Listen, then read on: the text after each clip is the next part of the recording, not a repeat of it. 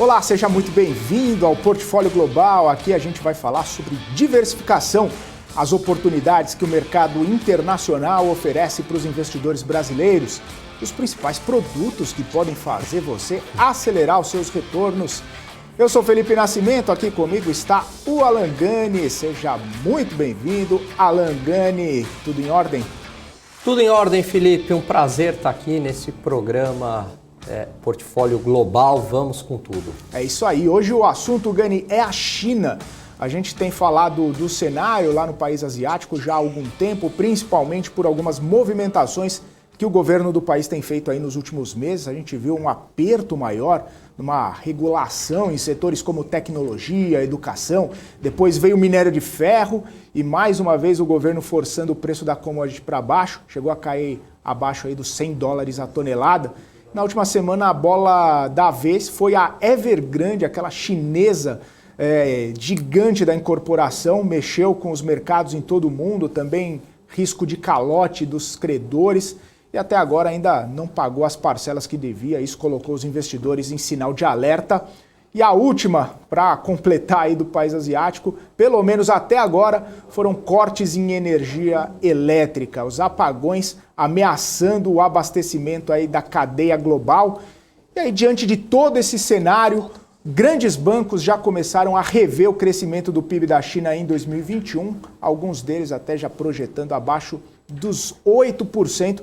A gente sabe que a economia chinesa estava se recuperando, uma economia pujante, uma economia bastante acelerada, né? Depois dessa saída do coronavírus, né?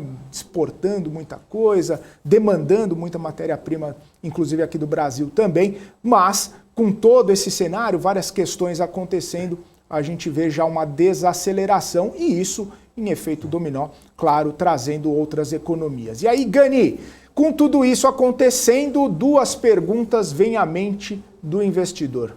Primeira delas, vale a pena fazer investimentos na China mesmo com esse cenário? E a segunda pergunta, esse cenário pode contaminar os investimentos aqui no Brasil ou em outros pontos do mundo?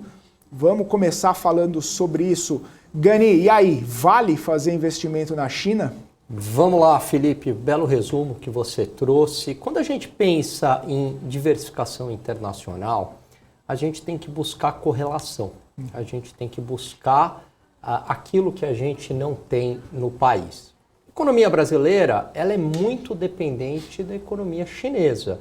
Em outras palavras, né, se a China vai bem, se a China cresce, isso beneficia algumas empresas no Brasil, por exemplo, como a Vale, que é amplamente relacionada com a China, né, via exportações.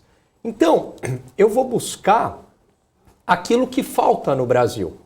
O Brasil é um país que, óbvio, não tem a interferência governamental que tem na China, ainda bem, mas é um país onde esse risco institucional ele é presente. Esse risco governo é um país bastante sensível a questões políticas.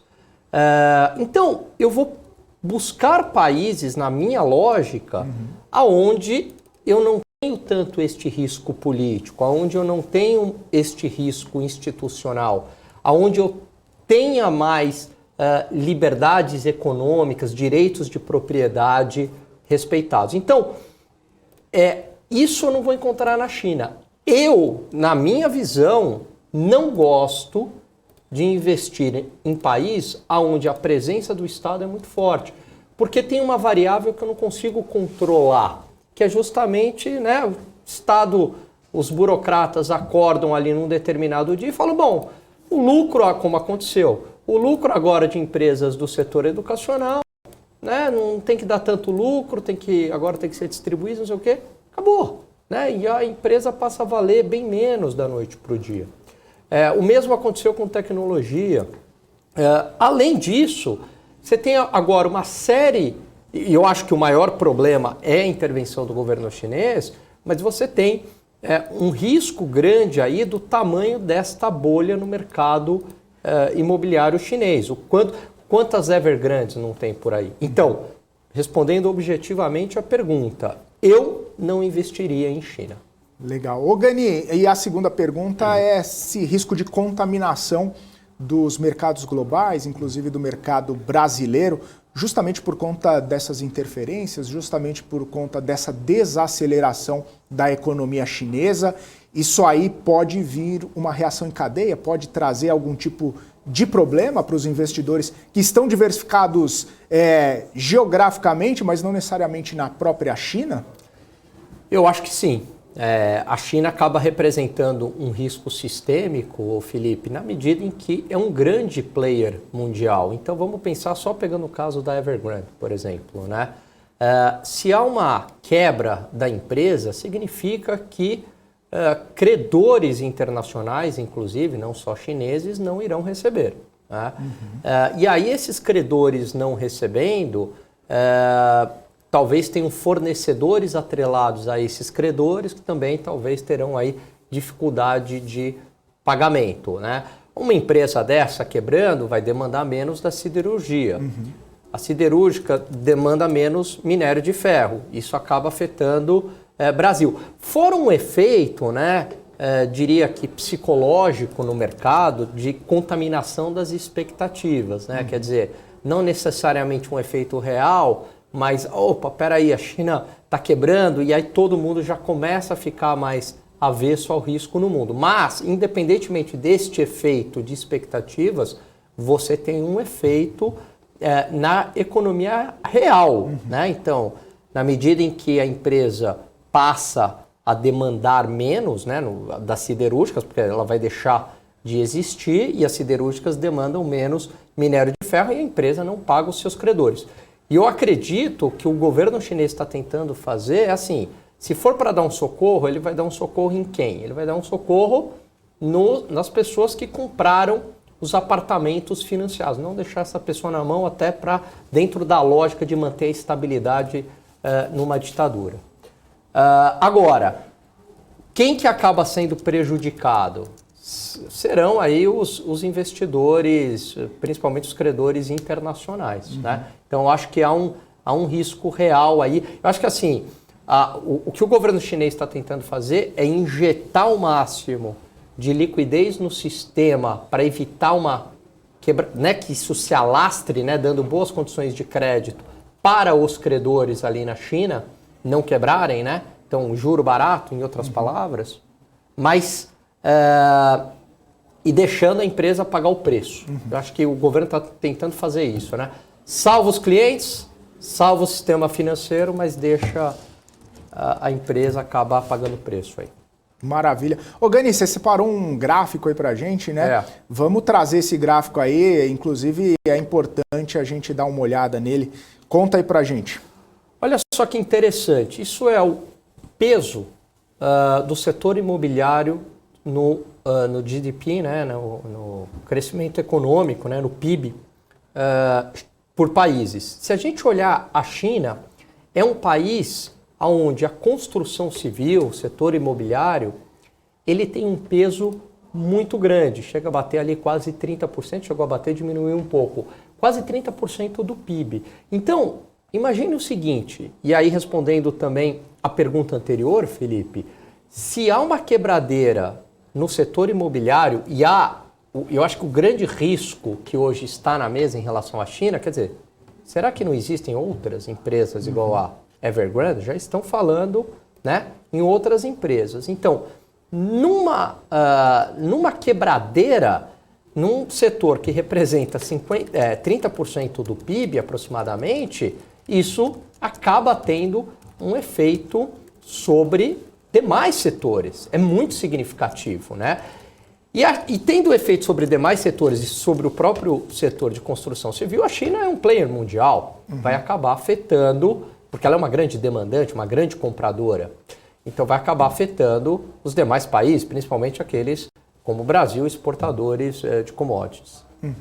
Ô Gani, antes da gente chamar o nosso convidado aqui, eu queria só fazer uma pergunta do nosso chat aqui, porque você falou assim que diante de todo o cenário, questão política, questão de interferência, riscos, né, da China, talvez não valesse a pena fazer nenhum tipo de investimento naquela geografia. Porém, o Felipe está perguntando assim, se valeria a pena adquirir como uma forma de diversificação de portfólio, como uma forma de estar exposto também àquela região, um ETF de China, não necessariamente específico em ativos, em empresas, que precisa fazer aquela análise, que precisa ir a fundo na empresa, mas aquele ETF China 11, que é uma certa exposição, mas não necessariamente especificamente, só para estar exposto à geografia ou pelo menos, de repente, ao crescimento, né, do país. Olha, eu acho que a pergunta dele é bastante interessante, Felipe. Eu acho que sim, eu acho que há uma lógica, né? Eu só não, diante do cenário atual, porque a gente também vai rebalanceando a carteira, né? Inclusive internacionalmente. Diante do cenário atual, com essa onda de intervenções do Partido Comunista Chinês e que, historicamente, intervenções nunca terminam bem do ponto de vista econômico. Agora, com essa crise de energia na China, com as empresas, por conta de interferência do partido, demandando menos commodity para forçar o preço para baixo ou por conta da questão ambiental, porque tem Olimpíadas o ano que vem, eu diminuiria exposição em China, tá? Eu não tenho exposição em China, mas se fosse dentro dessa lógica, sim, eu acho que tudo bem, né? Pensando que eu vou ter ativos globalmente, e a China, é claro, que é um player importante, embora eu não... hoje eu questiono esse modelo econômico, né? Eu sempre questionei, hoje questiono ainda mais, eu diminuiria essa exposição, talvez pensando em 5% do portfólio.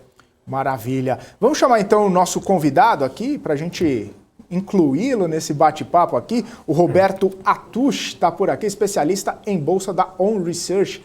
Já está aqui. Roberto, seja muito bem-vindo ao Portfólio Global. Obrigado pela sua participação aqui com a gente. Tudo bem? Tudo bem. Boa tarde. Acho que boa noite já. Mas, muito obrigado pelo convite. É um prazer estar aqui com vocês. E, de novo, acho que tenho certeza que vai ser uma grande conversa. Certamente. Roberto, diante desse cenário, né, acredito que você estava acompanhando aqui com a gente, o Gani estava falando, né, que com questão de intervenção, com questão de desaceleração de crescimento da China e tudo mais, talvez não fosse a hora de fazer o investimento, ou talvez até reduzir exposição. Eu queria saber sua opinião sobre isso, eu queria saber como que você vê o mercado chinês, né, e como que você vê a probabilidade ou os investimentos naquele país. Não, Felipe, é uma discussão muito interessante. Eu acho que a China foi o grande destaque no mundo esse ano, mesmo porque é um mercado enorme. E eu acho que tem vários aspectos para a gente considerar. Eu ouvi vocês falando, quer dizer, da interferência em tecnologia e depois o que aconteceu no minério de ferro. São coisas diferentes, tá? E o nosso analista da On Research, que depois queria convidar todos para visitarem o site, olhar os relatórios do Gilberto Cardoso. Ele é especialista em siderurgia, minério de ferro. Ele acompanhou muito bem tudo isso que aconteceu na China. Ele foi executivo de empresas da ArcelorMittal e da BHP vendendo minério de ferro. O que aconteceu no minério foi algo muito específico. E ele, quando a gente estava em maio, aquele oba-oba todo, as pessoas falando minério de ferro a $200, o minério estava a $200 efetivamente. Ele falou, olha, esse preço não é sustentável, e ele imaginava que fosse cair para 120, perto de 100. Ele virou a mão, quer dizer, quando o minério bateu 90, a gente colocou de novo a Vale nas carteiras recomendadas. O que provocou essa queda do minério de ferro? Foi um evento esportivo. Tá? E só depois isso ficou claro para o mercado, e o Gilberto fala disso há bastante tempo. A China vai fazer as Olimpíadas de Inverno de 2022 em Beijing, na capital do país, lá no norte. Quem já foi em Beijing no inverno fala que é absolutamente insuportável. Você não consegue ver o prédio do outro lado da rua de tão poluído que é. Porque não só tem atividade siderúrgica, mas eles ligam também as termoelétricas de carvão, né? E o que acontece? A China, quer dizer, não só por isso, mas também quer dizer, por causa da competição com o Japão, rivalidade, eles querem fazer Olimpíadas não só com tolerância zero à Covid, né, mas tendo público, mas o que eles chamam de Blue Sky Olympics. Então, eles ordenaram às siderúrgicas que reduzissem a produção de aço, tá? A produção de aço em 2021 em relação a 2020 tem que estar flat em relação ao ano passado, e aí, por causa disso, quer dizer, essa redução vai acontecer agora, no final do ano. Então, isso, quer dizer, trouxe essa queda abrupta do minério de ferro, mas aí 90, quer dizer, é um preço já que equilibra oferta e demanda. Então, a gente acha que esse preço do minério chegou no bottom, mas a gente também já está olhando, quer dizer, o timing para recuperação no ano que vem. Tá? A recuperação no ano que vem, a partir, quer dizer, depois aí depois das Olimpíadas, que coincidem com o ano novo, o ano lunar, né, o ano novo chinês. Uhum. E também porque em novembro do ano que vem a gente vai ter vão ter eleições na China, quer dizer, o Politburo vai provavelmente reconduzir o Xi Jinping para o terceiro mandato, e aí o que vai acontecer? O incentivo para eles é printar, quer dizer, um número de crescimento mais alto. Então, eu acho que a partir do ano que vem o mercado vai começar a olhar um pouco mais de crescimento na China. O que aconteceu com tecnologia é um negócio um pouco, totalmente diferente, né? A China, bom, em primeiro lugar, quer dizer, o que funcionou contra o Brasil, quer dizer, não contra o Brasil, mas a favor da China e da Ásia nos últimos 10 anos, não funcionou agora. Se você olhar a classe de ativos de mercados emergentes, hoje, mercados emergentes é basicamente tecnologia na Ásia. Tá? O Brasil representava 15% do índice MSCI de mercados emergentes em 2010, que foi o máximo do Brasil. Hoje o Brasil é 5% só. Por quê? A América Latina, quer dizer, e grande parte dos mercados emergentes tradicionais, eles não conseguiram criar gigantes de tecnologia, como a Tencent, como a Alibaba, como a Samsung, a TSMC de Taiwan, produtora de chips. E aí o que acontece? O setor ficou muito dependente nisso aí, quer dizer, 85% está na Ásia, 55% em tecnologia e 65% do setor em 3 países, que é basicamente China, Coreia e Taiwan. E o que a China está querendo fazer com essa regulamentação toda?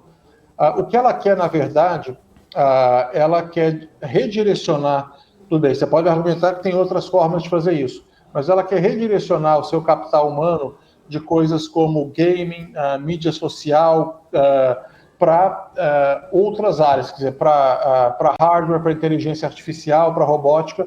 Então, é uma das formas que eles estão fazendo isso com esse crackdown que você teve. Mas eu acho que aí eu acho que essa regulamentação já chegou no fundo do poço. Você sempre pode argumentar que tem um risco, mas se você olhar o nível que a Bolsa da China negocia, por exemplo, em relação aos Estados Unidos, está no mesmo nível de 2003 ou 2005, se não me engano. Então, a China, quer dizer, perdeu todo o prêmio que ela tinha e toda a auto-performance dela em relação a outros mercados emergentes, ela praticamente desapareceu, né? Então, eu acho que o grande call para 2022 vai ser a volta da China. O que eu acho que vai acontecer ao longo desse quarto trimestre, os mercados globais que vão voltar a subir. O que eu acho que vai acontecer vai ser uma recuperação global sincronizada. O que a gente viu com a pandemia de Covid foi um negócio muito parecido com o FIFO, né? First in, first out, na contabilidade. A China entrou primeiro na pandemia, saiu primeiro, depois os Estados Unidos começaram a sair depois, porque a vacinação estava mais avançada, mas também tem um pessoal de Novax, né? E aí, quer dizer, o que acontece? E depois a China, quer dizer, com a segunda onda, quer dizer, com a variante Delta, a vacinação não estava tão avançada, e também a China tem uma política de tolerância a zero com Covid, eles fecharam. O que a gente está vendo agora acho que a grande notícia das próximas 5 semanas, vai ser a Ásia reabrindo, então a gente vai ter uma recuperação global sincronizada. o pico de crescimento global ele aconteceu no segundo trimestre. Mas isso não quer dizer que você não vai ter crescimento, vai ser um crescimento mais equilibrado agora no quarto trimestre. E a região, quer dizer, que começou atrasada na vacinação, depois fez o catch-up e não foi atingido pela variante Delta, que o movimento anti-vax é bem menor, foi a Europa. Então a Europa é quem está com um momentum econômico melhor hoje. Eu acho que a eleição dos social-democratas, se eles conseguirem fechar uma coalizão com os verdes, eles vão fechar de qualquer forma, mas com os liberais, eu acho que vai ser muito bom, porque você vai ter investimentos que são necessários na Alemanha em digitalização e mudança de matriz energética, mas os liberais vão dar um carimbo de que, no final do dia, vai ter um controle orçamentário, quer dizer, os gastos não vão sair do controle, então isso vai ser visto como muito bom. Então a gente vai ter esse crescimento sincronizado aí no quarto trimestre. Né? Então eu não ficaria tão preocupado com China, quer dizer, obviamente, você está entrando em preços muito mais atrativos hoje, por exemplo. A gente tem uma carteira global de tecnologia, que são 6 ações, aí tudo bem, só uma na China, que é o caso do Alibaba, que ele é menos sensível a esse tipo de regulamentação que a Tencent, por exemplo. Roberto, pensando numa perspectiva mais de médio, primeiro boa noite, prazer falar contigo, pensando mais numa perspectiva de médio e longo prazo, o bônus demográfico da China está terminando, a mão de obra está encarecendo, e aí tem toda essa questão também de desaceleração, né, aí mais no curto prazo da economia chinesa e essa onda de intervenções. Como é que você vê esse balanço aí de riscos ou de fatores de produção menor na China? Não, o bônus, tanto é que eles acabaram, quer dizer, com a política de um filho, né, recentemente, justamente porque esse bônus demográfico está acabando. A questão o que a China vai fazer, na verdade, eles estão há muito tempo já, quer dizer, tentando mudar o motor do crescimento deles para ser um negócio mais exportação para o motor doméstico. E esse esforço redistributivo do Xi Jinping, quer dizer, tem um pouco a ver com isso. Quer dizer, se você começa a redistribuir um pouco mais, você tem mais esse componente de demanda doméstica. Então, isso acho que é algo que tem que ser levado em consideração, sim. Sobre a bolha, quer dizer, aquela questão, quer dizer, a China é aquela bolha que não estoura nunca, né, que as pessoas falam disso há 15 anos. Agora, olhando o que aconteceu com a Evergrande, muita gente fez a comparação com a Lehman, né? E eu acho que não era particularmente a melhor comparação para ser feita, porque o governo não foi pego de surpresa. Isso aí está acontecendo há mais ou menos um ano. Tem acessos imobiliários na China, acho que circulou por aí, quer dizer, todo mundo deve ter visto um gráfico, acho que foi um diagrama, né, que a Bloomberg fez, mostrando que nas habitações vazias, você consegue enfiar 89 milhões de pessoas, a população inteira da Alemanha da França, mais um país europeu pequeno, você consegue colocar nesses apartamentos vazios na China. Quer dizer, como é que você manage esse negócio? Você tem que fazer isso com cuidado. Então, eles vieram, quer dizer, colocando limites de alavancagem, né, de operação, alavancagem, liquidez para essas construtoras, para tentar corrigir esses excessos. Aí a Evergrande não conseguiu cumprir, e aí a solução que eles têm, quer dizer, aquela solução típica de China, né, quer dizer, mercado, mas não é tão mercado assim, que eles levantaram ontem, né, hoje de manhã saiu a notícia, levantaram 1,5 bilhão, venderam a participação num banco estatal, mas venderam para uma outra empresa que é estatal também, quer dizer, então, aquele tipo de coisa, o que vai acontecer, e que aí eu acho aquela solução clássica, né? Os equity holders vão ser wiped out, não vão receber nada, a dívida mais júnior, quer dizer, que estiver na mão de estrangeiros, vai acabar tendo algum tipo de haircut, a dívida local que está nos bancos, eles vão pagar, e alguma outra empresa, ou a própria Evergrande, vai terminar as obras, né? Acho que vai acabar sendo por aí. Ô Roberto, e a gente estava até comentando, né, o Gani estava falando aqui, que a gente não tem tanta informação assim, mas existe um risco ou, de repente, uma expectativa de ter outras Evergrandes, né, nesse cenário aí da China, né, e como que isso poderia impactar no mercado, como que isso poderia impactar na economia chinesa se houver outras empresas nessa mesma perspectiva da Evergrande, com dívidas, sendo necessário o próprio governo fazer algum tipo de intervenção, fazer aportes de dinheiro ou de repente comprar a dívida, como a gente viu aí essa questão da Evergrande. Poderia existir outras empresas nesse sentido? Isso aí traria consequências um pouco mais graves aí para a economia chinesa? Não, existir, quer dizer, sempre pode, quer dizer, agora, eu acho que essa probabilidade não é tão alta, quer dizer, dado que o governo está fazendo isso há um ano, quer dizer, e não apareceu mais ninguém, quer dizer, e as outras empresas passaram quer dizer, em tese passaram no teste. Pode existir, mas eu acho que existindo, o governo tem como lidar com isso, como ele está lidando com a Evergrande agora, quer dizer, é um problema grande. Aí, tudo bem, você pode ter alguma desaceleração na economia chinesa, eles ainda têm alguns graus de liberdade na questão fiscal, quer dizer, e podem abaixar os juros também, podem estimular a economia, e não vamos esquecer também, quer dizer, que a conta de capital na China é fechada, né? Então é muito mais, quer dizer, se fosse um país que tivesse a conta de capital aberta, as pessoas estariam mandando dinheiro para o exterior, quer dizer, mas não é particularmente o caso da China, né? E em relação à própria Evergrande, né, a gente viu que quando estava num feriado em Hong Kong, né, onde as ações são listadas, existia uma movimentação na Alemanha, existia uma movimentação em outros países.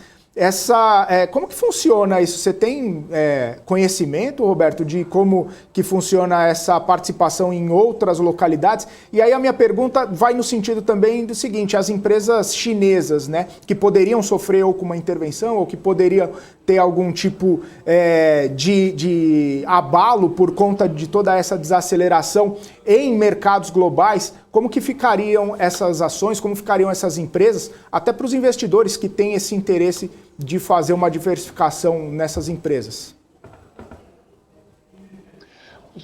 Eu só perdi uns 15 segundos. Você falou que se você tiver uma desaceleração grande na China, como que isso pode impactar? Tá. Não, é o que a gente estava falando da Evergrande, que quando foi feriado em Hong Kong, e aí teve toda aquela questão de poder pagar e não pagar, teve uma movimentação das ações na Alemanha, né? Eu não sei exatamente como é que funciona, se é como se fosse aqui uma ADR, né, que a gente negocia aqui no Brasil, lá nos Estados Unidos, mas se você tem esse conhecimento e como que ficariam essas empresas, né, não só a Evergrande, mas outras empresas chinesas, com esses possíveis abalos, com essa possível desaceleração da economia, para os investidores, né, que têm interesse em diversificação geográfica na China ou em outras empresas, como que ficaria essa situação, se você tem o conhecimento?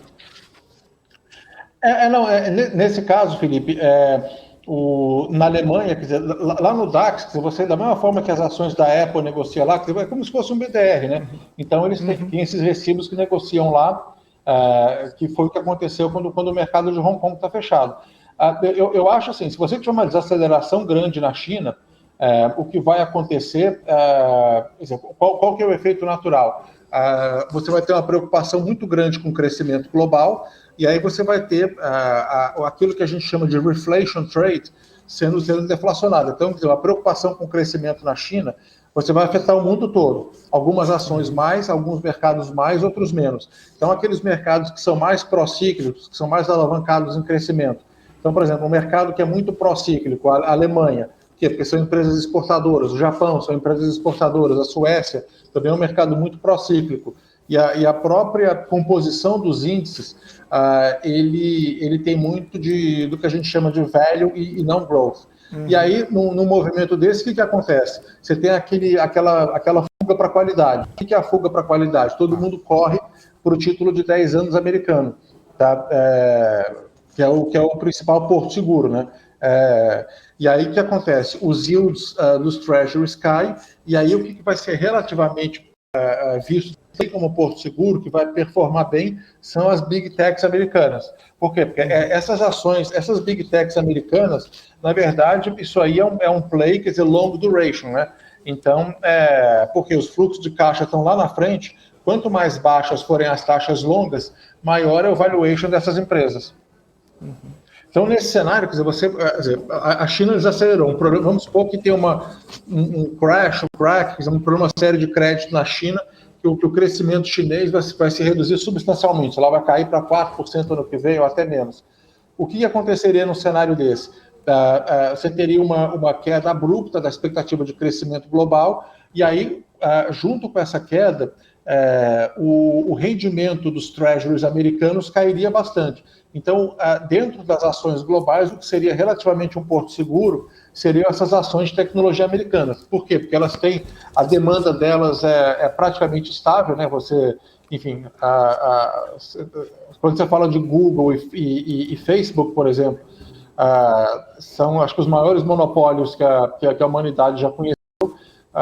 Então, quer dizer, você pode tratar a demanda delas como mais ou menos estável. A taxa de juros diminuiu, você vai ter, elas são menos sensíveis ao ciclo econômico. Então, a taxa longa diminui, vai todo mundo correr para essas empresas. Roberto, tenho mais duas perguntinhas aqui para você. Primeiro, a sua avaliação da onda de interferências na China, o quanto que isso é prejudicial ou não, se isso dá certo no médio e longo prazo. E a segunda pergunta é para aquelas pessoas que querem investir em China, e hoje isso é possível com diversificação internacional, quantos por cento do patrimônio delas você recomenda em alocação em China? Tá, eu acho assim, vai demorar muito, quer dizer, para as pessoas terem, em função dessas interferências, vai demorar muito para as pessoas terem a confiança para a China, quer dizer, voltar a ter o prêmio que ela teve. E a sua segunda pergunta, eu investiria em China. Agora, percentual do patrimônio, eu faria o seguinte, quer dizer, eu acho que as pessoas no Brasil têm uma ideia muito errada de quanto, enfim, de quanto que elas devem ter do seu patrimônio diversificado no exterior, tá? Eu acho que, por exemplo, qualquer brasileiro tem que ter uma parcela, sei lá, de pelo menos 80% do seu patrimônio investido no exterior. Por quê? O maior patrimônio que a gente tem, qual que é? É o valor do nosso capital humano, né? Então, é o dinheiro que a gente vai receber trabalhando ao longo dos anos, você faz valor presente disso aí. O meu capital humano, o do Felipe, o seu, ele está muito correlacionado com o Brasil, né? Se o Brasil for bem, nosso emprego vai bem, a nossa empresa vai bem, tudo isso. Então, quer dizer, não faz sentido você correlacionar a sua renda com o seu patrimônio. Você está correlacionando a sua renda futura com o que você já poupou. Então, quer dizer, se o Brasil for mal, você vai mal nos seus investimentos também. Então, é por isso que eu acho que esse percentual tem que ser muito alto. Quer dizer, muita gente fala, é 10%, é 15%. Eu falei, não, tem que ser muito mais alto que isso, justamente por essa questão. E aí, quer dizer, quando você olha um portfólio global, vamos olhar, quer dizer, qual que é a participação da China no PIB mundial. Você está falando de mais ou menos 15% do PIB mundial. Então, você teria que ser algo perto disso aí, ou talvez um pouco mais baixo, se você quiser ajustar. Talvez a mesma coisa, porque você tem mais risco, mas tem mais crescimento também. Então, eu acho que se você... E aí, quando a pessoa for construir uma carteira global, eu faria isso. Falei, olha, eu iria através de um ETF, porque, de novo, quer dizer, para um brasileiro profissional de mercado fazer seleção de ações na China é complicado, quer dizer, para um investidor relativamente leigo, ou que, mesmo sendo um investidor profissional, é mais complicado ainda. Então, eu iria através de um ETF de país e eu respeitaria a participação que a China tem no PIB global. E aí, tanto faz, seria investir lá fora diretamente ou via BDR, ou você defende que seja um investimento direto? Não, eu acho que você pode fazer via BDR. Quer dizer, eu acho que a vantagem de investir lá, quer dizer, se você faz via BDR, você vai ter você vai estar investindo em dólares, é como se você estivesse investindo nas ações na Bolsa de Hong Kong, Esse BDR quer dizer, você tem, ele não faz o swap para reais, ele não faz o hedge. Então, você investir em BDR não tem o menor problema, a não ser que você achasse que existe algum risco de confisco no Brasil, que obviamente não é o caso, né? Perfeito. Ô, Roberto, eu tenho uma pergunta aqui para você, que você comentou umas respostas anteriores aí sobre algumas empresas que têm maior potencial de serem reguladas ou terem interferência e outras não. Você citou a Alibaba dentro daquela cesta lá de empresas globais aí do portfólio de vocês, em comparação com a Tencent, por exemplo, né?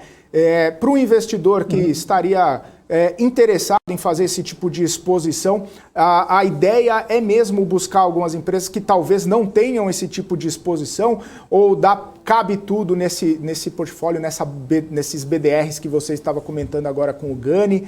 Como que ficaria, de repente, essa disposição? Tem alguns setores, tem algumas empresas que têm mais risco, mas também tem a possibilidade de ter mais retorno, numa percepção assim do investidor, para ele olhar, para ele parar, para ver um setor, para ver alguma questão assim, que uma empresa que talvez possa trazer um pouco mais de oportunidade para ele. Como que você veria essa situação? Não, eu acho que, por exemplo, a Alibaba é uma delas que compensa o risco. Tanto é que, por exemplo, na nossa carteira de 5 ações de tecnologia, 6 ações, dessas 6, 5 tem BDR. Exatamente a única que não tem BDR é uma empresa chamada Sea Limited, que é uma empresa que atua em games, mas ela não atua na China, ela atua no Sudeste Asiático, tá? Mas infelizmente essa empresa não tem BDR. As outras que as outras são americanas e uma holandesa, mas que é o caso, no caso o Google, o Snapchat, mas que a Snapchat é mais uma questão oportunística de valuation. Então, eu posso mandar para vocês também, vocês podem fazer referência ao nosso relatório de tecnologia. A gente montou essa carteira e o relatório está na Home Research, foi escrito pelo Mitchell Kim, que é um analista com bastante experiência em tecnologia, que ele fez esse relatório para um investidor brasileiro, falando das tendências de tecnologia para os próximos 12 meses, e escolheu 6 ações. Então, lá, a única chinesa é a Alibaba. Agora, para apostar no mercado como um todo, você pode comprar o ETF, que é o China 11, que aí você vai ter exposição ao país todo, você vai ter bancos, vai ter, enfim, todo o resto. Uhum. E nessa perspectiva ainda, Roberto, você falou que a empresa de games ela atua no Sudeste Asiático e a gente está falando de China hoje, claro, mas para uma exposição que abranja mais a questão da Ásia, você acha interessante? Você acha que teria, como o investidor brasileiro, ter alguma exposição? Seria importante ter uma exposição para aquela geografia? Eu acho que sim.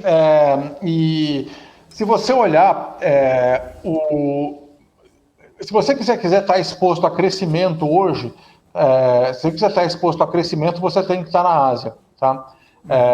E aí você pode fazer isso ou diretamente comprando os ETFs dos países, ou você pode usar algumas proxies, tá?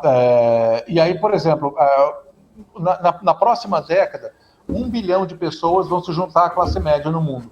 Tá? 1 bilhão de pessoas, do total, 85% na Ásia. Tá? Então, quer dizer, não tem como você não estar exposto lá. Um call que a gente fez no começo do ano, e agora está dando uma boa oportunidade de novo, porque as ações caíram. E aí, quer dizer, e por que é importante você falar em proxies, né? Um dos melhores proxies que tem, e até usado como lead indicator, indicador antecedente para o que está acontecendo na China, são as ações das grandes empresas de luxo, que aí você tem meia dúzia, que é a Louis Vuitton, a Kering, a Richemont, a Louis Vuitton e Kering são francesas, tem a Richemont, que os donos são sul-africanos, mas é negociada na Suíça. Então, por quê? Porque a demanda, quer dizer, a China é 40% da demanda, 45% da demanda do mercado de luxo, era 20%, era 10%, 15% há 10 anos atrás. Quer dizer, e os outros países da Ásia estão surgindo como importantes nessa demanda. Então, essas ações caíram recentemente em função dessa desaceleração da China e também desse drive mais redistributivo. mas com a volta do crescimento, você pode comprar essas ações. Elas não têm BDR no Brasil, quer dizer, você não tem BDR da Louis Vuitton e nem da Kering, nem da Hermès. O que você pode fazer, você pode comprar o ETF da França, que é EWQ, que aí 38% é o setor de luxo. Ô Roberto, e a sua aposta para outra economia na Ásia, além da China? Quem que você acha aí que pode vir com tudo? As economias, tem a Índia também, mas a Índia, quer dizer, já é mais conhecida. As outras economias, eu falaria do Vietnã e da Indonésia, que são as economias maiores de crescimento mais rápido. Mas eu acho que, não vou falar que tem mais hype, mas entre o Vietnã e a Indonésia, a gente está vendo mais interesse no Vietnã. Maravilha. Tem mais alguma pergunta aí, Gani? Super satisfeito. Só para a gente encerrar então, Roberto, a gente falou bastante sobre a China, sobre questão da construção e tudo mais. Você tem uma perspectiva aí sobre, novamente, minério de ferro? Se o minério de ferro vai voltar a alguns patamares que a gente já viu anteriormente? Você consegue visualizar aí alguma situação um pouco mais favorável que possa impactar também positivamente as empresas brasileiras que dependem disso, né? As mineradoras, as siderúrgicas, e em todo esse meio a impactos da China? A gente fez esse call semana passada. O Gilberto, que ele fala todo dia na China, fala em Singapura também,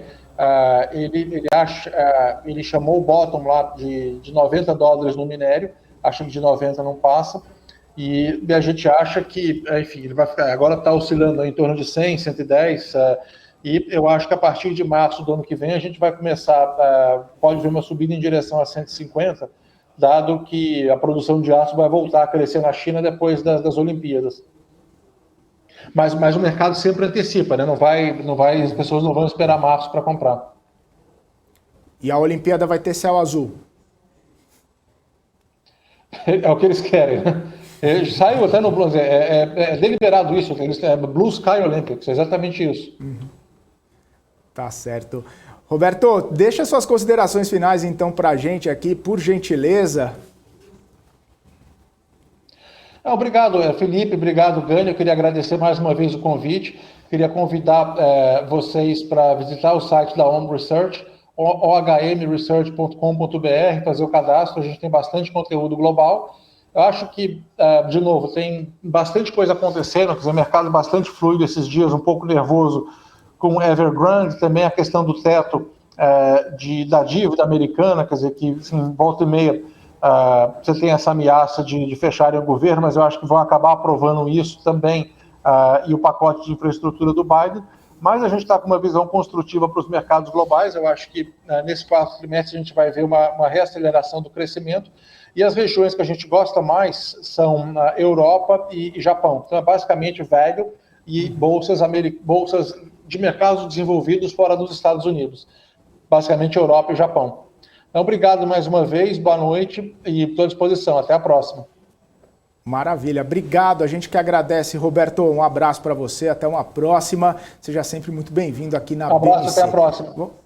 Valeu. Vamos ficar então aqui comigo, também com o Alan Gani. A gente vai bater mais um papinho aqui, ô Gani, só porque tem algumas dúvidas aqui que surgiram e eu precisava falar contigo. O Rui das Neves está falando que as Big Techs americanas, ele não se sente confortável com esses múltiplos, né? E eu até queria expandir um pouquinho isso contigo, porque a gente falou bastante de China, a gente falou de algumas empresas, a gente falou de mercado, aceleração, desaceleração da economia, e aí quando a gente começa a olhar empresa por empresa, setor por setor, a gente corre essa questão aqui de, assim, os múltiplos de uma empresa americana, os múltiplos de uma empresa chinesa, fazendo essa avaliação setorial. Você não se sente confortável também de investir em China porque existem outras oportunidades globais que possam apresentar menos riscos, estejam a preços mais atrativos? Essa conjuntura toda aí também é importante o investidor levar em consideração? Eu achei muito boa a entrevista do Roberto, Mas eu, particularmente, não me sinto confortável em investir em China, muito em função do peso do Estado sobre a economia, sobre as empresas. É um modelo de economia que eu não compro, que eu não gosto, que eu não me sinto confortável como investidor. E aí eu concordo plenamente com o Roberto em relação à Europa, em relação a Japão. Eu acho que você me fez uma pergunta de múltiplos, Felipe. Eu acredito que em relação aos Estados Unidos, olhando a Europa hoje, a Europa está mais barata do que os Estados Unidos. Também fico desconfortável em relação ao preço das Big Techs. Concordo aí com o Rui das Neves. Acho que estão muito inflados esses múltiplos, não se justificam, em parte inflado pela política do Fed, né, de compra de ativos, de juros muito baixo. Essas empresas acabam sendo muito sensíveis a essa política de juros baixos. Mas eu acho que tem boas oportunidades dentro do mercado americano. Eu sou um fã de investimentos nos Estados Unidos. Ainda acho que, ainda acho não, é a maior economia do mundo, mas é aquele modelo econômico que provou que deu certo por séculos, né? E eu acredito neste modelo, por isso que acredito aí que estão as maiores empresas do mundo, né? Então eu iria pensando em Estados Unidos, gosto da tese de Europa e de outros países asiáticos também, como o Japão. Maravilha. E só para a gente encerrar, a gente falou de desaceleração da economia, o cenário mundial também de desaceleração por conta de inflação, por conta também de um pouco de quebra de atividade. Isso acaba também prejudicando aí a perspectiva do investidor, acaba trazendo um pouco mais de aversão ao risco?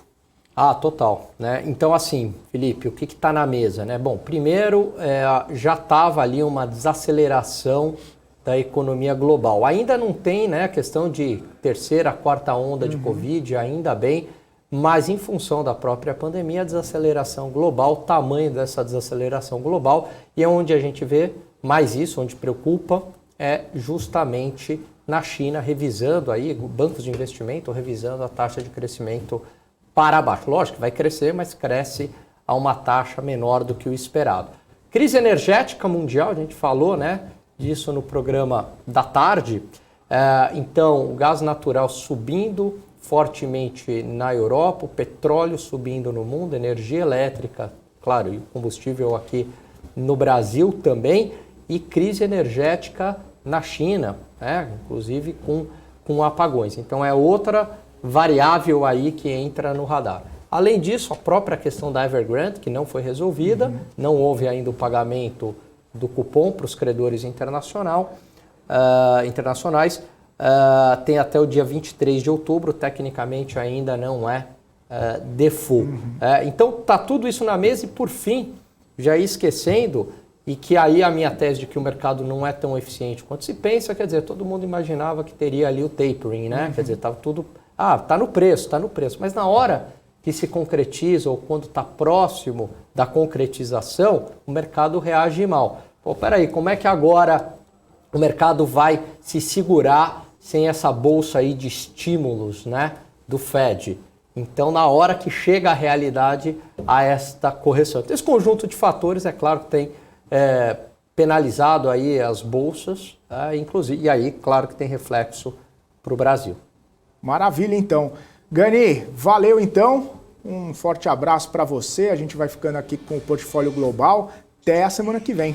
Até semana que vem. Gostaria de agradecer também a nossa audiência e até amanhã no programa da tarde e no Portfólio Global semana que vem. É isso aí. Valeu, Gani. Valeu. Um abraço para você. Até a próxima semana aqui no Portfólio Global. A gente vai ficando por aqui com esse nosso Portfólio Global, comigo, com a Alain Gani. Todas as semanas a gente traz aqui novidades sobre investimentos no exterior, diversificação, oportunidades para os investidores no mercado internacional. Um forte abraço para vocês e até a semana que vem. Tchau, tchau.